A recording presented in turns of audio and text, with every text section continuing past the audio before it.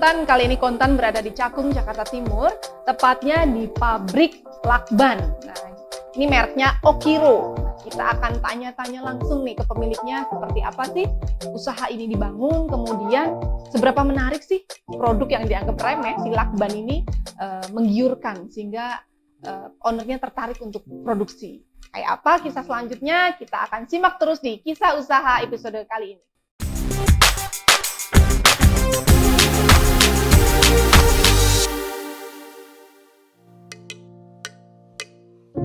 Industri lakban terbilang bidang bisnis yang senyap di tanah air, sebab jarang bersentuhan langsung dengan gejolak harga kebutuhan pokok.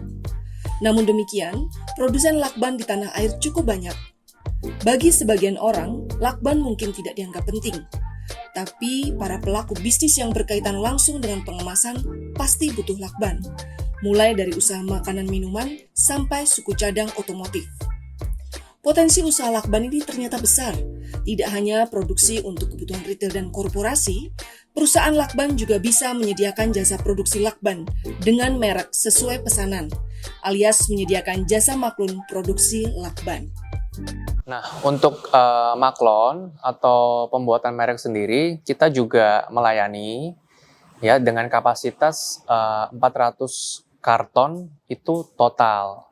Nah, 400 karton itu bisa dibagi menjadi 4 kali sampai 5 kali pengambilan. Jadi kira-kira 1 bulan 100 karton harus diambil. Seperti itu. Nah, untuk proses pengerjaan sendiri, kali pertama itu sekitar 2 bulan. Karena saya mesti persiapkan untuk bahan baku ya, dari kardusnya, dari mereknya, dari perizinannya. Saya mesti siapkan kurang lebih 1,5 sampai 2 bulan. Nah, tapi untuk selanjutnya itu 1 minggu kita bisa kerjakan atau kurang dari 1 minggu. Soal desain bisa dari kita, bisa juga udah disiapkan, jadi kita tinggal ACC aja atau edit sedikit, nanti kita ACC seperti itu. Kesepakatan bisa. Lantas bagaimana pemilik Okiro ini membangun bisnisnya? Langsung saja yuk, kita wawancara beliau. Nah, sahabat Kontan, saya udah ada di kantornya Pak Christian Cahya. Beliau ini owner dari Okiro. Kayak apa kisah perjalanan beliau sehingga berani membuka usaha yang dianggap remeh-temeh. Memang seberapa besar sih peluang usaha ini? Kita langsung ngobrol langsung nih sama Pak Christian. Yeah. Pak Christian, persisnya itu ini tahun berapa sih Okiro ini Bapak luncurkan gitu? Kurang dari 1 tahun. Oke. Gitu. Lebih ke apa nih? Perjalanannya seperti apa Pak sampai Bapak terpikir untuk aku mau buka usaha lakban, perekat ini seperti ini. Jadi ini bermula waktu pandemi, Bu. Jadi selama 2 tahun, waktu itu saya masih kerja sebagai profesional, otomatis WFH juga waktu itu. Nah, ngobrol, kita lihat banyak cerita teman gitu ya. Dan kebetulan kan memang keluarga ada usaha di alat tulis kantor. Nah, lakban ini termasuk salah satu usaha yang bisa survive dan bahkan lebih besar di waktu pandemi. Oh, gitu. Jadi di situ kita melihat, wah ini ada peluang untuk kita masuk nih untuk bisnis lakban ini, seperti itu. Oh, jadi memang kan waktu itu pandemi memang bisnis online kencang banget ya. Betul. Jadi penjualan perekat naik gitu. Betul. Berarti ini Okiro lahir di saat pandemi ya Pak ya? Betul. Kalau persiapannya sendiri seperti apa? Oke, tadinya kan hanya penjualan alat tulis aja nih, perlengkapan kantor gitu, hanya menjual saja produk ini. Persiapan sendiri untuk belajar, untuk mengetahui proyek bikin mesinnya segala macam tuh seberapa lama sih Pak? Kebetulan kita memang sudah ada channel, udah ada kenalan. Di samping itu juga kita juga cari tahu ya, belajar lewat online, lewat fisik gitu ya. Kita cari tahu lah, kita belajar, cari kenal orang gitu ya, belajar dari teman, dari relasi, dari pengalaman gitu ya. Jadi kita akhirnya ya bisa untuk membuka pabrik lakban ini. Persiapan gitu untuk pembukaan pabrik? Mungkin sekitar 3 bulan ya. 3 bulan. 3 bulan mempersiapkan semua. Lumayan cepat gitu, karena kita ngejar waktu itu gitu. Nah, memang kalau dari bisnis labang ini yang perlu dipelajarin apa sih Pak? Ini kan produknya banyak ya, spesifikasinya memang seperti apa sih memang produk-produk lakban itu? Saya pikiran hanya yang bening, coklat, hitam, selesai gitu. Memang seperti apa sih lakban sebenarnya industri ini? Atau mungkin produk-produknya kayak apa gitu? Sebenarnya cukup simple, karena menurut saya elemen dari lakban itu sangat sederhana, gitu ya. Yang pertama pasti soal ukuran lakban. Nah, ukuran itu kalau di dalam lakban kita sebut sebagai yard, gitu. Bukan sebagai meter sebenarnya. Nah, cuman memang sekarang yard sama meter kita sebut semuanya supaya jelas. Sebenarnya ada perbedaan antara yard dengan meter. Nah, untuk ukuran ini kita mesti jeli karena untuk di luar sana sangat bervariatif. Gitu. Katakanlah kita jual lakban 90 yard. Nah, di luar sana ukuran itu bisa sangat variatif. Bisa cuma 60 meter, dia bilang 90 yard. Bisa 65 meter, mereka bilang 90 yard. Bisa 70 meter, bisa 72 meter, bisa 75 meter. Nah, itu yang sering, ya kita memang perang di situ. Kita mesti edukasi konsumen kalau lakban kita ini istilahnya lakban banci lah. Bukan 90 yard murni. Gitu. Nah, Okiro akhirnya komitmen untuk kita bikin ukuran yang real, sesuai dengan spek, dan kita nggak main begitu, gitu. Ada variannya nggak sih Pak lakban itu, macemnya gitu, ragamnya gitu? Ada beberapa varian, cuma memang kita baru di tahun pertama menginjak kedua, kita fokus di OPP yang paling umum aja dulu, seperti yang itu. Yang ukuran 45 atau apa? Nyebutnya ukuran apa Pak? Pertama dipanjang. Panjang. Jadi ada 90 yard, ada 100 yard, ada 80 yard, ada yang pendek sekali mungkin di 50 yard, 65 yard. Gitu. Kemudian di lebar juga itu ada pengaruh. Ada yang minta lebar paling standar mungkin 45 mili. Kemudian ada yang lebih lebar di 48 mili. Ada juga pabrikan yang minta lebih kecil di 36 mili. Kita juga ada sediakan. Seperti itu. Variannya apa aja? Ada yang bening, ada yang biasa buat kertas, kardus, ada yang buat kabel atau nggak, yang diproduksi di sini apa aja? Sementara baru lakban jenis OPP aja. Jenis OPP. Iya, yang plastik. Jadi yang seperti tahan api, tahan panas itu kita belum ada. Jadi sementara baru ada OPP yang lakban paling umum buat orang packaging. Packaging aja ya. Iya.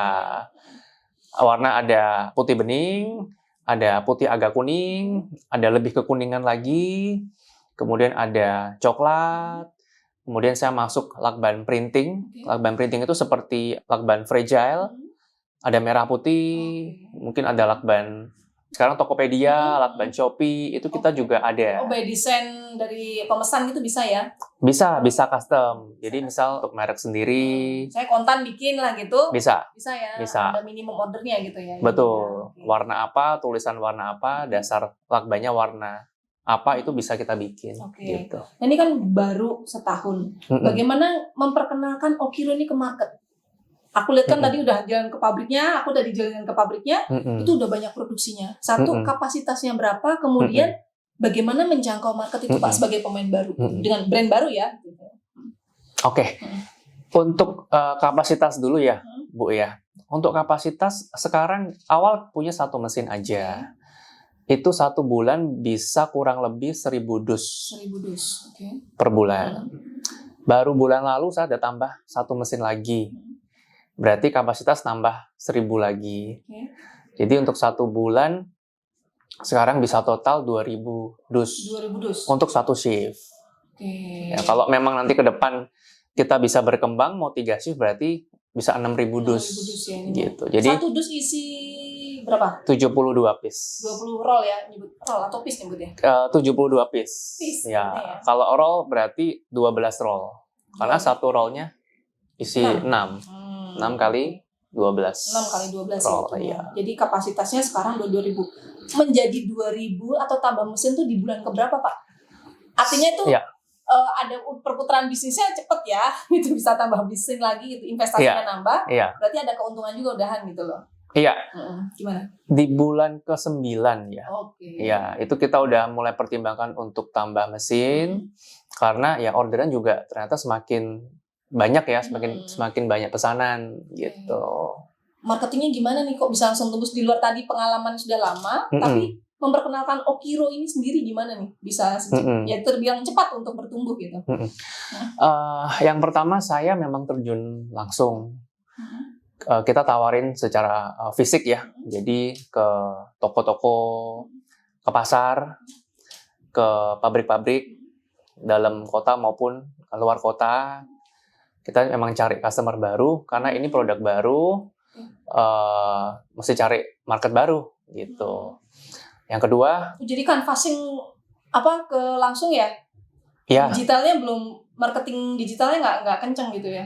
untuk awal memang saya turun langsung. Jadi itu supaya apa ya? Mungkin biar ngedealnya lebih cepat Cepet ya. gitu ya. Masalah harga kan keputusan juga lebih tajam gitu ya. Penjelasan barang juga lebih enak lah ya. Kedua juga kita pakai sistem digital marketing, ada pakai sosial media juga nggak bisa putus ya, apalagi zaman sekarang kan udah zamannya sosmed gitu ya. Itu kita juga pakai di berbagai platform. Minimal mereka tahu mereknya di online, di daring dulu, Iya, baru mereka kontak langsung, mungkin bisa kalau yang kawasan Jakarta mungkin langsung kontak, iya, bisa langsung datang ke sini juga gitu ya. Betul. Ngedealin proyeknya ya gitu ya. betul, Oke, jadi kenceng ya ininya, jadi memperkenalkan langsung ke bawah. ke bawah.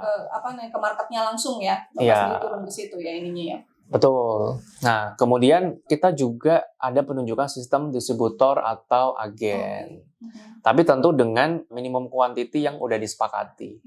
Berbeda-beda ya masing-masing ya ketentuannya ya. Betul. Sekarang penjangkauannya distributor agen itu sudah ada di Indonesia, mungkin di mana aja gitu? Saya ada di Sulawesi, Sulawesi satu orang. Kemudian di Sumatera lagi proses, Oke. dia lagi kejar quantity. Oke. Kemudian di Jawa Tengah sudah ada satu.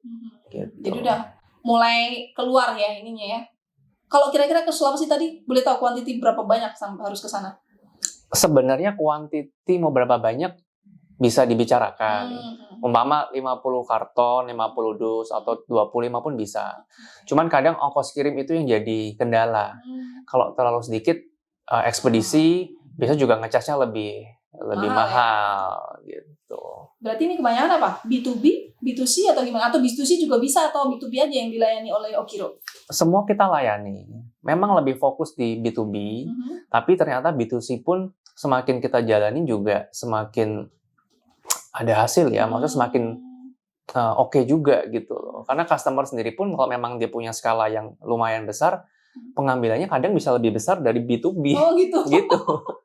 Balik ke kemampuan customer buat serap dia punya barang sih gitu. Nah, yang nangkep ini kan pemainnya ternyata itu nggak sedikit brand Betul, ini ya, betul. brand perkat tuh nggak sedikit. Gimana Betul. sih Okiro sendiri membranding diri seperti apa? Memang sebagus apa dibanding yang lain, atau lebih murah, atau kualitas, atau apa yang dijaga gitu?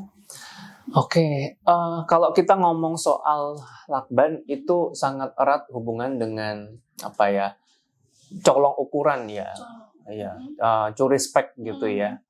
Jadi panjang sekian, ya pertama dia kirim betul panjang 70 meter katakanlah. Nanti pengiriman ke 6 ke 7 dia mulai kurangin ke 65 gitu. Kemudian pertama dikasih lem yang bagus, lama-lama lemnya dikurangin gitu.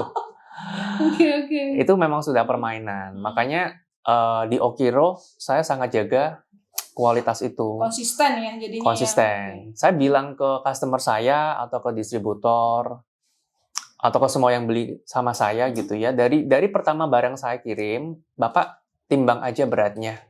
Lemnya Bapak tes. Bapak pokoknya perhatikan aja, nanti sampai pengiriman ke 10, 20, 30, kalau ada pengurangan di berat, nggak usah dibayar barang saya gitu. Menjaminnya gitu ya Pak ya? Iya, karena ya kita brand baru, kita mau benar-benar jaga kualitas, dan kita pengen bisnisnya yang baik lah ya, bukan bisnis seperti itu gitu loh. Berarti ini masih yang dilakukan sistem marketingnya ke bawah lagi atau gimana nih? Udah pasti belum puas dong pencapaian Okiro ya. Apa yang ingin dicapai lagi gitu, dan caranya gimana untuk mencapai itu? Tetap kita terus ekspansi pasar gitu. Saya udah ada hire mungkin sekitar 3 sampai 4 marketing atau sales lapangan juga untuk yang memperkuat pasar juga, memperkenalkan produk ini. Tahun ini Pak ekspansinya apa nih? Targetnya di 2023. 2023 oke. Setahun kemarin udah bisa nambah mesin lagi nih gitu. Ini pabriknya kayaknya udah semakin penuh tadi barangnya. Iya. Kira-kira apa nih 2023 yang pengen dikejar apa nih? Pasti saya pengen nambah mesin. Karena dengan nambah mesin kan tambah omset ya. itu pasti. Terus gudang udah mulai penuh, saya pengen tingkat bikin lantai 2 gitu ya. Kalau nggak kita ekspansi lagi, ambil gudang lagi 1 gitu. Karena ternyata butuh tempat yang lumayan besar gitu. Terakhir Pak, seberapa potensi sih sebenarnya bisnis perekat ini gitu? Dilihatnya dari apa sih bahwa ini ternyata orang nggak ngeh ini tuh bisnisnya ada gitu. Itu apa yang bikin potensinya dan seberapa eksis sih usaha ini gitu?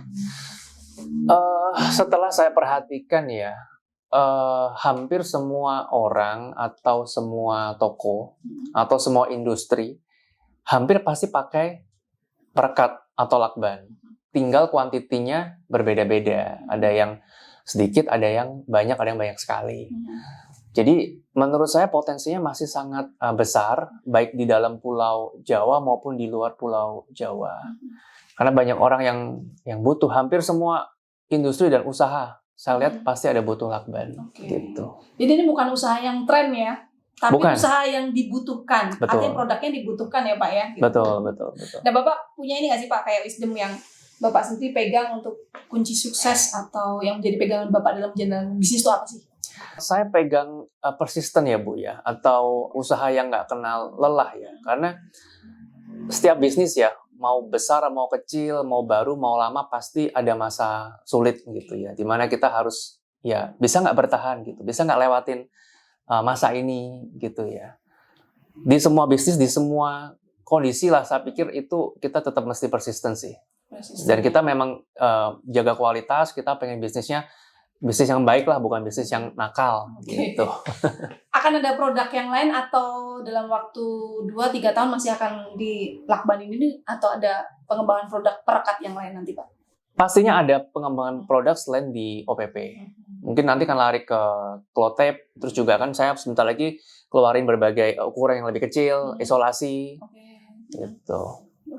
Baik Pak Christian, terima kasih nih obrolan kita, semoga makin sukses buat Okiro. Dan buat sahabat Kontan yang mendengarkan perbincangan kami, semoga punya manfaat dan bisa menggerakkan kita mengambil celah-celah peluang usaha apa yang ada di sekitar kita yang ternyata dibutuhkan.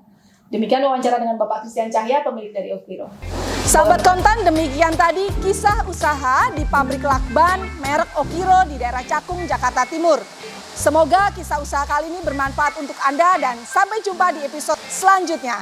Salam Kontan dan salam cuan.